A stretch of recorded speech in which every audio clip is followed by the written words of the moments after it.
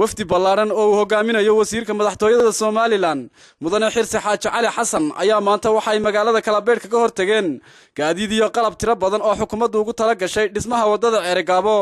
qalabkani oo ay dawladdu soo iibsatay ayaa waxay ka soo degeen dekedda dalka Djibouti halkaas oo ay uga soo gudbeen dhinaca Soomaaliland isla markaasina uu wafdigani kaga hortagay deegaanka Kalabeed oo ka tirsan gobolka Gabiley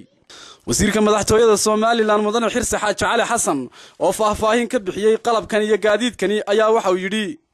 haddii madaxweynaha iyo dawladdiisu ay ballan qaadeen wadada Ceerigaabo oo uu dhagax dhigay maanaan beenin qalabkii waa kan hadaanu qalab u soo socda hadaanu dhaqaalaanu bixinayna miisaaniyada yada ka eega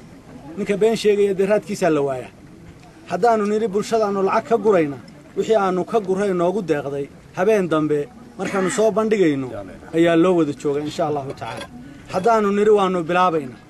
labada wiiga soo socdaanu bilaabaynaa yey ka maqnaan dhamaystirkeeda ilaahay baa iska leh sidii aan ugu ballan qaadnay baanu ugu soconaa mar rabana joojin mayno ka daalimayno inaanu waddankeega horumarino ka daalimayno tacabka aanu wadooyinka ugu jiro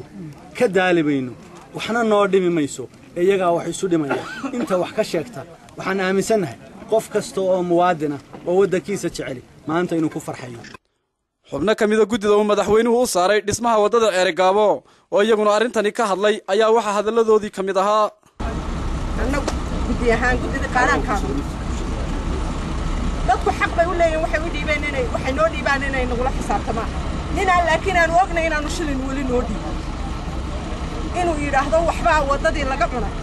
waxa weeyaan waan isirda himiladii madaxweynaha jamhuuriyadda Soomaaliland mudane Axmed Maxamed Maxamuud Siiraay iyadoo xaqiijinayno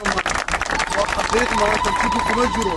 ninkii uu been kaga jirtay ninkii uu shiki kaga jiray wata